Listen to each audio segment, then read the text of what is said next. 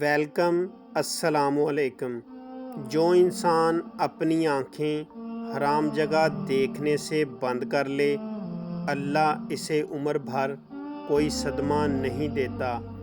حرام مال سے صدقہ دینا گندے پانی سے غسل کرنے کے مترادف ہے۔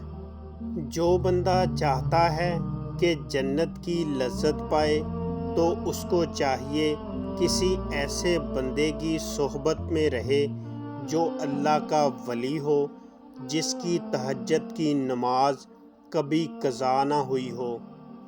حق پر ہونے کی بجائے جھگڑا مٹا دینا بہت بڑی نیکی اور اللہ کو بے حد پسند ہے۔ جو شخص اپنے بچوں کی پرورش کرتا، انہیں نیک باتیں سکھاتا اور رات کو سوتے وقت کپڑے پہناتا ہے، اس کا یہ عمل ہمارے جادو سے افضال ہے۔ وہ بندہ جس کے دل میں دنیا کے لیے پیار اور چاہت ہوگی، وہ کبھی اللہ کی راہ پر نہیں چل سکتا۔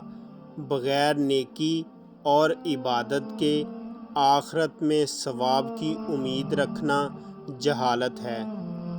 ہماری خواہش ہمارے راستے کا پتھر ہے، اس کو ٹھوکر مار کر دریا میں پھینک دے، تب جا کر تو معرفت حاصل کر پائے گا۔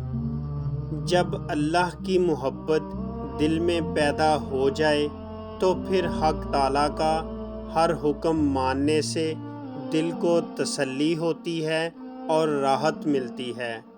بیوی کے تمام حقوق پورے کرو، اس پر شفقت کرو اور خدا کی طرف سے اس کے متعلق عائد کردہ تمام فرائض ادا کرو، نیز اس کا مہر بھی حلال کمائی سے ادا کرو۔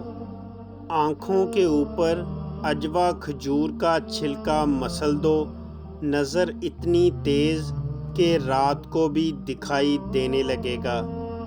تنگی اور بھوک خدا کے خزانے ہیں، جسے دوست رکھتے ہیں اسے عطا کرتے ہیں۔